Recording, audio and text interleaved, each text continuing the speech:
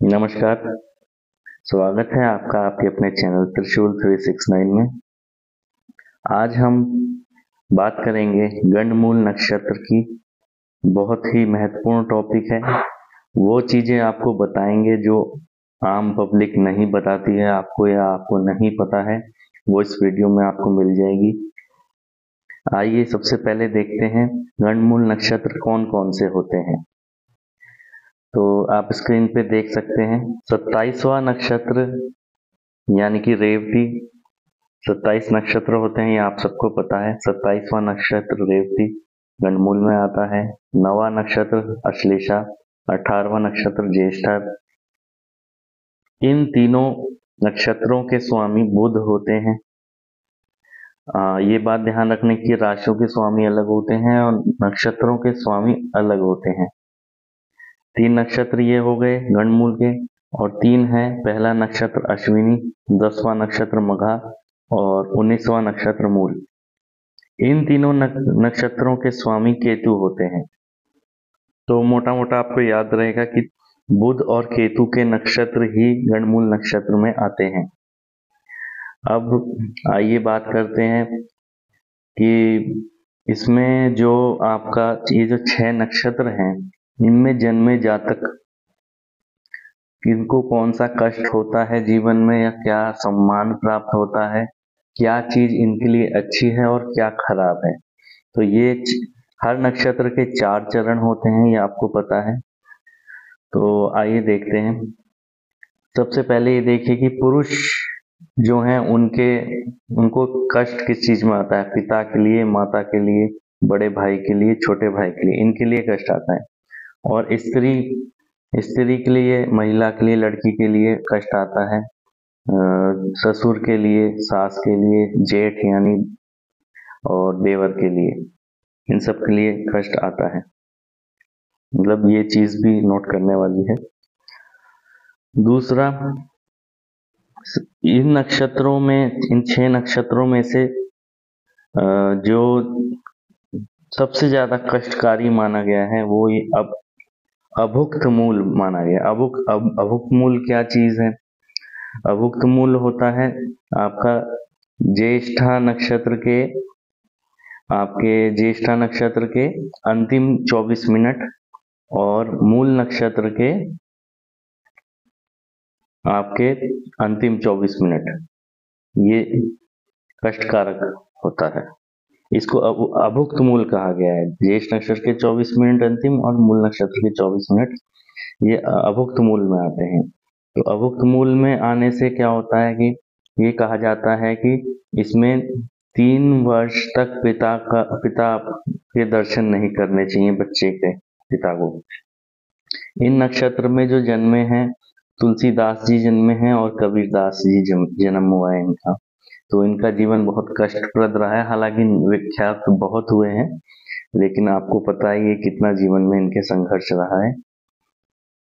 दूसरा, मूल, ज्येष्ठ और अश्लेषा, ये 3 नक्षत्र जो हैं, ये बड़े मूल कहे गए हैं। बड़ा मूल, ये बड़े मूल इसलिए भी कहे जा सकते हैं क्योंकि ये नक्षत्र मंडल में, जो इनका तारा मंडल है, ये बहुत ही बड़ा समूह का हिस्सा है।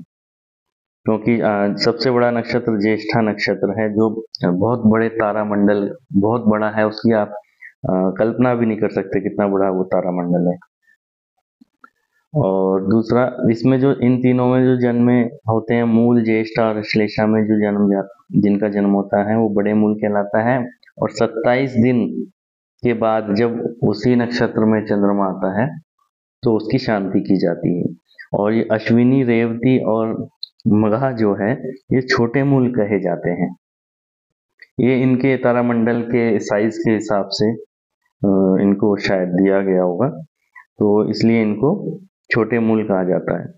और इनकी शांति जो है 10वें दिन या 19वें दिन, उसी स्वामी का जब सेकंड, थर्ड नक्षत्र आता है, तब शांति होती है इसकी। और अब आइए देखते हैं किस नक्षत्र में जन्म होने से और किस चरण में जन्म होने से क्या कष्ट मिलता है। नक्षत्र में जन्म होना तो है ही स्वाभाविक, उसके बाद चरण भी होते हैं, हर व्यक्ति अलग अलग चरण में पैदा हुआ होता है। तो देखिए, अगर रेवती नक्षत्र है और प्रथम चरण में जन्म हुआ है तो राज्य सम्मान मिलेगा, ठीक है। और रेवती नक्षत्र के दूसरे चरण में जन्म हुआ है तो राज्य सुख मिलेगा। तीसरे चरण में जन्म हुआ है तो ये सुखदायी रहेगा, ठीक है। और चौथे चरण में हुआ है तो इसमें अनेकों कष्ट मिलेंगे। आप देख रहे होंगे स्क्रीन पे, मैंने ये चौथा नक्षत्र, ये जो चौथे नक्षत्र हैं ऊपर जो दिए हैं उनके, और ये जो पहले नक्षत्र हैं इन तीनों नक्षत्रों के, इनको रेड से लिखा हुआ है क्योंकि ये जो है ये अभुक्त मूल में आते हैं। इस अब आप कहेंगे कि भाई ये ही क्यों कष्टकारक, गंडमूल नक्षत्र वाले ही जातक क्यों कष्टकारक हैं? वो इसलिए है क्योंकि जो राशियां और नक्षत्रों का जो अलग अलग इनको बांटा गया है अलग अलग भागों में, इसमें जब एक राशि या एक नक्षत्र चेंज हो रहा होता है, जब एक राशि एक नक्षत्र से दूसरी राशि में परिवर्तित हो रही, चरण चेंज कर रही है, वो यहाँ चतुर्थ चरण में रेवती का चतुर्थ चरण आ गया, ठीक है। अब राशि अगले चरण में प्रवेश करेगी तो वो चेंज होने का जो समय है वो कष्टकारी होता है, इसलिए चेंज होते हुए ये सारी राशियां जो इन नक्षत्रों में आएंगी वो सब कष्टकारी हो जाती हैं। इसलिए ट्रांजिट करते वक्त जो ये नक्षत्र हैं जब चेंज हो रहा है वो बहुत ज्यादा दुखदाई होता है। इसी प्रकार से आप देख सकते हैं कि अश्लेषा नक्षत्र में प्रथम चरण में राज्य का सुख, सेकंड चरण में धन हानि और तृतीय चरण में मातृ हानि, माता का हानि मतलब माता नहीं रहती, इतना कष्ट मिलता है। और ज्येष्ठा के नक्षत्र में आप देखेंगे ज्येष्ठ भाई जो ज्येष्ठ भ्राता होता है उसको कष्ट मिलता है प्रथम चरण में, और ज्येष्ठा नक्षत्र के द्वितीय चरण में अनुज यानी छोटे भाई को कष्ट होता है, और तृतीय चरण ज्येष्ठा का माता का कष्ट बताया गया है। और चौथा तो सबसे घातक है ही, वो अभुक्त मूल में है, तो ये स्वहानि मतलब जातक को खुद को बहुत ज्यादा हानि होती है या उसकी मृत्यु हो सकती है। अब आइए देखते हैं नीचे अश्विनी नक्षत्र के पहले चरण में, ये भी बहुत कष्टकारी रहता है। पहला चरण अश्विनी मघा और मूल का प्रथम चरण, तो आप इसमें देखेंगे कि पिता को कष्ट, अश्विनी नक्षत्र के प्रथम चरण में पिता को कष्ट, मघा नक्षत्र के प्रथम चरण में माता की हानि, और मूल नक्षत्र के प्रथम चरण में पिता को हानि। ऐसे ही अश्विनी के द्वितीय नक्षत्र में ऐश्वर्य प्राप्त होता है, तृतीय चरण में अश्विनी के उच्च पद और चतुर्थ चरण में राज्य समान।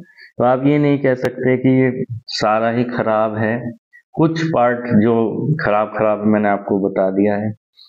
बाकी ये देखिए कितना अच्छा सम्मान भी बता रहे हैं इसमें, और अलग अलग फल है।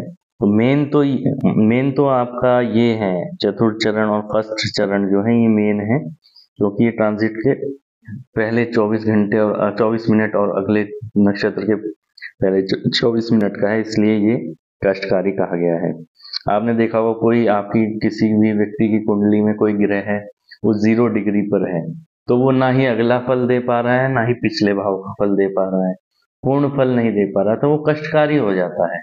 इसी प्रकार से कोई ग्रहण पड़ रहा है या कोई समस्या आ रही है, ट्रांजिट में खगोलीय घटना घट रही है, तो उस वक्त समस्या आती है। सेम उसी तरह से इसमें भी ये समस्या रहती है, क्योंकि ट्रांजिट हो रहा है, एक नक्षत्र से दूसरे नक्षत्र में राशि परिवर्तित हो रही है या चरण बदल रहा है, तो वो बहुत ज्यादा कष्टदायी कहा गया है।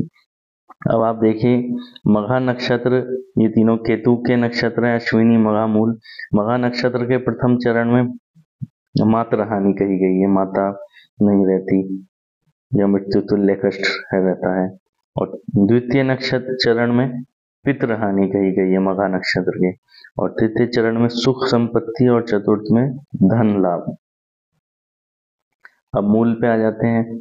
मूल नक्षत्र के प्रथम चरण में पितृ हानि कही गई है, द्वितीय में माता की हानि, तृतीय में धन का नाश और चतुर्थ चरण थोड़ा अच्छा बताया गया है, धन का लाभ बताया गया है। तो आप ये नहीं कह सकते इन सब चीज़ों को देख के कि सब कुछ खराब ही है, पर जो मेन खराब है, जो हानि बताई गई है,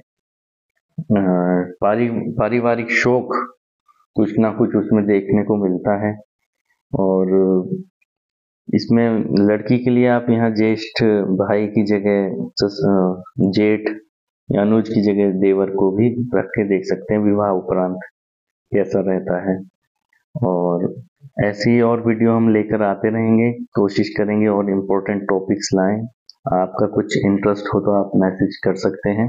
बाकी धन्यवाद, नमस्कार।